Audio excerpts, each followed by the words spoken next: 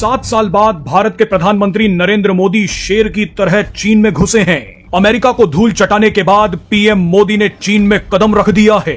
PM Modi Shanghai सहयोग संगठन यानी एससीओ शिखर सम्मेलन में हिस्सा लेने के लिए चीन के तियानजिन शहर पहुंचे हैं। इंडिया को ट्रंप चाइना के खिलाफ इस्तेमाल करना चाहता था, आज वही इंडिया और चाइना मिलके अमेरिका को काउंटर करने जा रहे हैं। और इसके ऊपर पाकिस्तान के रोल की भी बात करें, आसान होता है क्योंकि पाकिस्तान पिछले 78 साल जब से पाकिस्तान बना है, पाकिस्तान लेटता चला आया है। कभी चीन के सामने, कभी सऊदी अरब के सामने, कभी अमेरिका के सामने पाकिस्तान लेटता है। इसको ऐसा लगा कि पाकिस्तान भी लेट गया तो भारत तो कम से कम हमारी बात मान ही लेगा। डोनाल्ड ट्रंप ने कभी भी अगर इतिहास पढ़ा होता, कभी भी इतिहास पढ़ा होता तो उसको एक बात पता लगती कि भारत झुकता नहीं है। हां, हमें प्रॉब्लम्स हैं। क्या ये 50% टैरिफ से भारत को प्रॉब्लम है? बिल्कुल है, इसको कोई डिनाई नहीं कर सकता। लेकिन अगर किसी को ऐसा लगे कि हमारी खोपड़ी पर पिस्तौल रख के बोले कि मेरी बात मानो, ये हो नहीं सकता। इस टाइम मुल्क डूबा हुआ है। ये शोबाज सरकार चीन जा रहा है 6 दिन के लिए। पहले सैलाब आए हुए हैं और बारिशें हो गई आज, और शदीद तूफानी बारिशें हुई। इंडिया से मजीद पानी आने वाला है, सतलज में मजीद पानी आ रहा है, वहां पे पुल के पुल बह रहे हैं। लेकिन यहां से ये 6 दिन रोजा, यार इतने कुछ अहम था, एक आध दिन के लिए चले जाओ भाई, कोई इंतहाई अहम स्टेट विजिट चले जाएं बस, ठीक है आपने एक कॉन्फ्रेंस में जाना है, यार 6 दिन के लिए।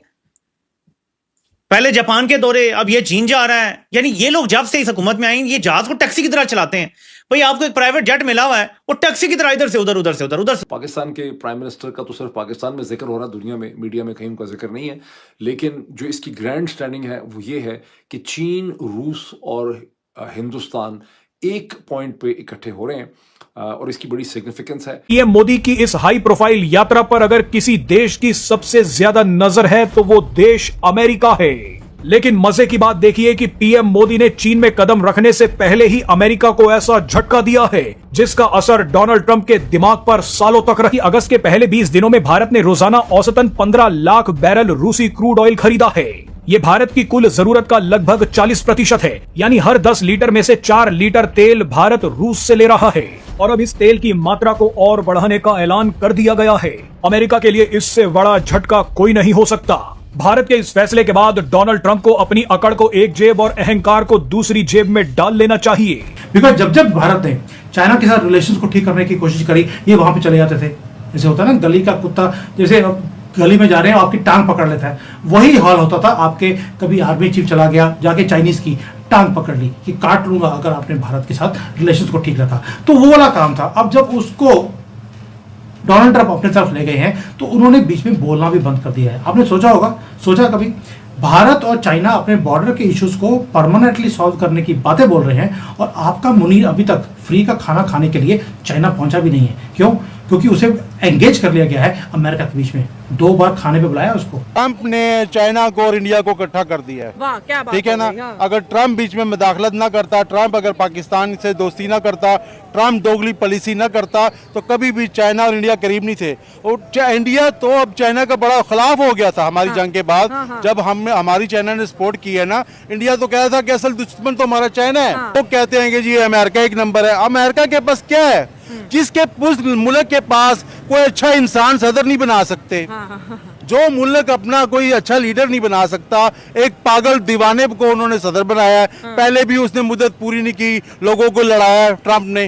ठीक है, अभी भी मैं समझता हूं कि उसको किसी ने लॉन्च किया है। अमेरिका को नीचे गिराने के लिए रशिया ने अपना बदला लिया है। अब वो लोग वार से बदला नहीं लेते, अब वो बदला ऐसे लेते हैं कि उसके मुल्क में मदाखलत करते हैं, सियासी मदाखलत करते हैं कि पागल दीवाना कोई लाओ जो हमारा काम करे, अपने मुल्क को खुद ही डुबो दे। अब तो ट्रंप इंडिया को डरा, रशिया से तेल ना खरीदना, बहुत भारी जुर्माना करूंगा। जय हिंद दोस्तों, नमस्कार दोस्तों। प्रधानमंत्री मोदी चीन पहुंच चुके हैं। चीन में प्रधानमंत्री मोदी का भव्य स्वागत हुआ है। चीन पहुंचने से पहले प्रधानमंत्री मोदी जापान में थे। प्रधानमंत्री मोदी ने जापान जाकर अमेरिका और चाइना को संदेश दे दिया है कि न तो भारत अमेरिका के डिक्टेशन पर चलेगा और न ही चाइना के भरोसे रहेगा। भारत के पास जापान जैसे साथी देश भी हैं जो कई वर्षों से भारत में इन्वेस्टमेंट कर रहे हैं और आगे भी करते रहेंगे। जापान भारत के प्राइवेट सेक्टर में आने वाले 10 सालों में 10 ट्रिलियन जापानी येन का इन्वेस्टमेंट करेगा, जो $68 बिलियन के बराबर बनता है। दोस्तों, अमेरिका भारत को आगे बढ़ने से नहीं रोक सकता है। यदि अमेरिका अपने डॉलर का इस्तेमाल हथियार के रूप में कर रहा है तो भारत भी डॉलर का यूज करना बंद कर देगा। यदि भारत अमेरिका के सामने खड़ा रहा तो भले ही भारत को कुछ बिलियन डॉलर का नुकसान हो जाए, लेकिन फिर अमेरिका भारत को एक बड़ी इकोनॉमी बनने से नहीं रोक पाएगा, क्योंकि अमेरिका पहले किसी देश को अपने आप पर मुहताज बनाता है और फिर उस देश की इकोनॉमी को बर्बाद कर देता है। चाइना के साथ यही काम करने में अमेरिका लेट हो गया, जिसका फायदा चाइना ने अब तक उठाया है। दोस्तों, इस पर आपकी क्या राय है, कमेंट करके जरूर बताएं। ट्रम्प की पॉलिसियां बड़ी खराब हैं, अपने मुल्क को उसने दिवालिया कर दिया है, खुद अमेरिका भी मकरूज है। ठीक है, अब देखें ना, अमेरिका ने हर चीज तो चाइना से, छोटी चीजें तो बनाता ही नहीं है अमेरिका। सवाए असले के, जहाजों के, अमेरिका कोई चीज नहीं बनाता। आज अगर इंडिया और पाकिस्तान और चाइना अगर अपना मसनूआत अमेरिका को देने से इनकार कर दें तो कि भाई हम आपको ना स्त्रियां देते हैं, ना हम आपको जूसर देते हैं, आप खुद ही बनाओ, तो क्या वो जहाज छोड़ के अब फिर जूसर बनाएंगे? क्या वॉशिंग मशीनें बनाएंगे? नहीं बनाएंगे भाई, अब उनकी आदत पड़ गई है। मजे की बात देखिए कि जिस यूक्रेन जंग के नाम पर अमेरिका ने भारत को गालियां दी थी, अमेरिका ने कहा था कि भारत रूस से तेल खरीद रहा है, इसीलिए यूक्रेन पर हमला हो रहा है। अब उसी यूक्रेन ने भारत और रूसी तेल पर बड़ा ऐलान कर दिया है।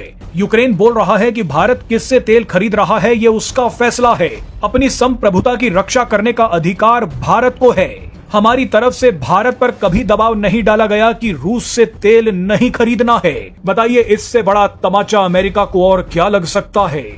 चाइना के अपने मफादात हैं पाकिस्तान में भी और भारत में भी। चाइना कभी भी अपने जो है वो किसी से दोस्ती करता है तो अपने मफादात की बेस पे करता है। अगर पाकिस्तान से भी कर रहा है तो कहें कि जो ये हिमालय से ऊंची है, ये समंदरों के नीचे जाके है, तो ये दोस्ती नहीं है, मफादात की बात है। तो भारत के साथ अपने मफादात देखता है। बेसिकली चाइना एक ऐसा कंट्री है जो कि बिजनेसमैन कंट्री है, तो बिजनेसमैन जो है वो अपने मफादात को देखता है, ना कि किसी तीसरे की लड़ाई में आता है। तो भारत के साथ आप ये कहें कि ताल्लुकात की कुर्बत आ रही है तो वो अपने मफादात देख रहा है। इंडिया ने खोले ना चाइना के वीजे, इंडिया नहीं बंद किए थे 2000 में। अब इंडिया क्यों चाइना को इतनी प्रेफरेंस देता है, जबकि सबको पता है कि इंडिया चाइना को पसंद चाइना नहीं ने करता। पाकिस्तान को JN-C दिया, JF-17 थंडर के लिए उन्होंने प्रोजेक्ट जो था उसमें उसको उन्होंने काफ़ी हेल्प आउट किया। तो इसमें बस सीधी बात है कि वो चाइना चाह रहा है कि भारत को अपने नज़दीक करे, पाकिस्तान को अकेला करे, लेकिन पाकिस्तान एशिया में अकेला नहीं है। पाकिस्तान हम कैसे अकेले? चाइना के तो बिलियंस ऑफ डॉलर यहाँ लगे हुए हैं, हमें क्यों चाइना सेट असाइड करेगा? चाइना नहीं करेगा, चाइना अपने मफादात देखता है, वो मैंने पहले बात कर दी है। लेकिन भारत की कोशिश जरूर है। मोदी चूंकि उसका बड़ा नुकसान हुआ अभी हाल में, हमने उनके त्यारे गिराए और उनके जो राफेल जमी बोस हुए, पाकिस्तान का बयानिया पूरी दुनिया ने देखा। तो सीन ये है कि वो ये साफ जाहिर है कि वो, तो फिर तो अगर पाकिस्तान ने उनके राफेल गिराए हैं और जैसे कि वजीर आजम ने भी बोला था, तो इंडिया को तो डोनाल्ड ट्रंप ने बड़ी पॉजिटिवली बोला, इंडिया का भी दिल रखा, नाम नहीं लिया। नाम नहीं नाम क्या उन्होंने कहा कल के दुश्मन आज के दोस्त बनते। आजकल वो जंगे नहीं हो रही, अब ये जंगे भी सियासी हो रही हैं। क्या बात है, ठीक है ना। आज देखे ना, जब किसी ने कोई तजर्बा करना होता है तो अपने घर में तो कोई नहीं करता, वो बॉर्डर पे ही करता है ना असले का तजर्बा। जिस तरह अफगानिस्तान में 40 साल अपना पूरी दुनिया ने असला चेक किया, टेस्ट किया, इसी तरह चाइना ने भी उस टाइम